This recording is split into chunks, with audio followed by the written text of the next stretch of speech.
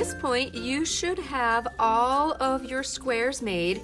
You should have 8 positive, 8 negative, so I should have 8 of the one pattern and 8 of the other pattern. I'm also going to need my big gray square paper.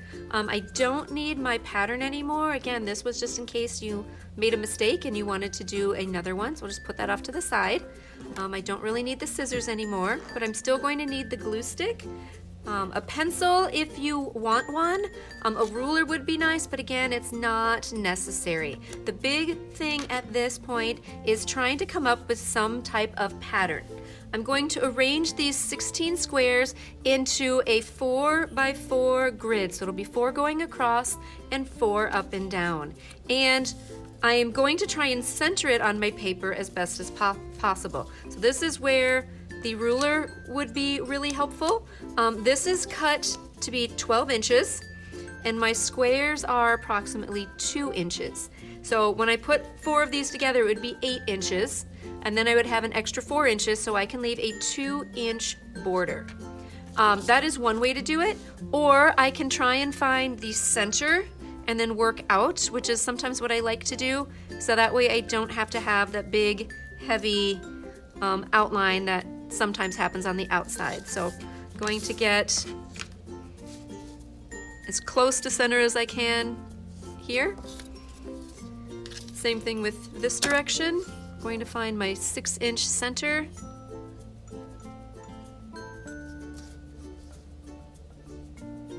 There we go. So where I've made this cross, that is where my 4 middle squares are going to go, and then I'll build out. So I'll have 4, 4, 4, and 4. What I like to do with my pattern, with my designs, before I just start randomly gluing them down, I'm not just going to start just randomly placing them down, because that's not necessarily going to make a whole lot of sense. I'm going to, before I glue them down, figure out what type of pattern I want to do. And one of the things that I like to work with is I like to take, 4 of the same square. You don't have to do this, but this is just one way. 4 of the same square, and I will start to put the like corners together. So in this case, I have this diamond shape. If I put all 4 of those diamonds together, then I'm going to make a larger shape. So I've got a big square or a diamond in the middle, and it looks like a pinwheel. So that is one way I can arrange them. Or if I put all of my W's together, then I come up with a different pattern. So just by taking the 4 like pieces of paper or 4 like patterns and putting them together, I'm making a larger pattern. Or I could start working with trying to create something a little different. So in this case, it's going to create, again, more of like a windmill type of pattern.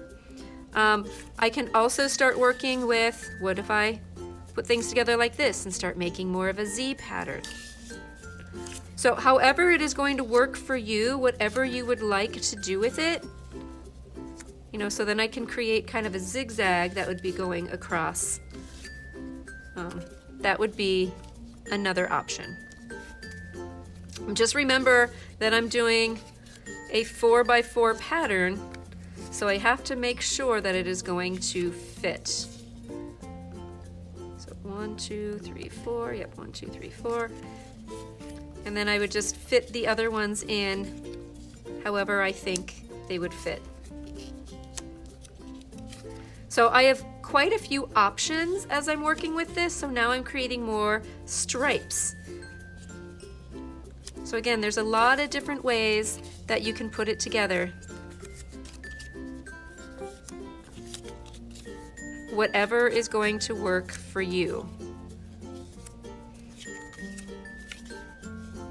So if I wanted to put it together more like in stripes, that would be fine. But I am going to go back to having those like corners together.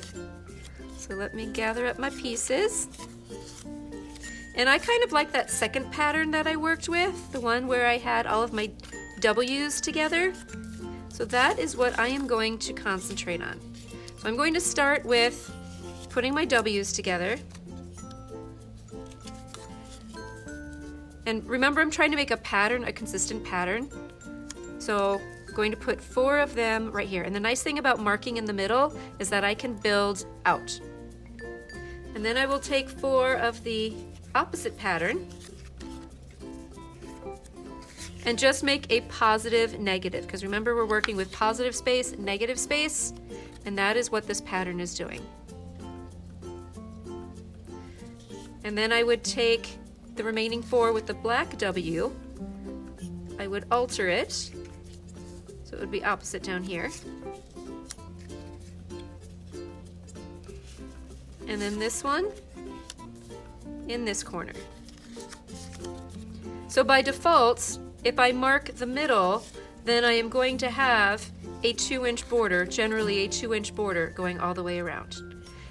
And once I put together a pattern or design that I like, get your glue stick, glue it onto the gray paper, and then that design is finished. From here, we'll take a photograph of it, upload it to the Google Classroom, and fill out the reflection form. So, good luck!